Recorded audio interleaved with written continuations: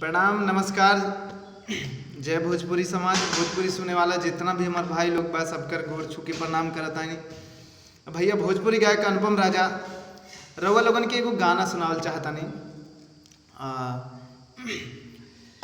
हरे मन की सवारिया बन गईला तू, चुपके से का कहिला तुम, हर डारी दिला परे सहनी में, हे गजब के रोग धरा दिहला, हे राजा हमके जवानी में, हे गजब के रोग धरा दिहला, हे राजा हमके जवानी में।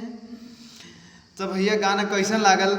आई हमार चैनल है अनुपम राजा ऑफिशियल के सब्सक्राइब करी, लाइक कमेंट करके बताई हमारे गाना कैसन लागत है। भैया लोगन के सपोर्ट करी। आप रवा के छोट भाई अनुपम राजा चाहतानी कि ऐसे ही प्यार दुलार बनौले रही। नमस्कार।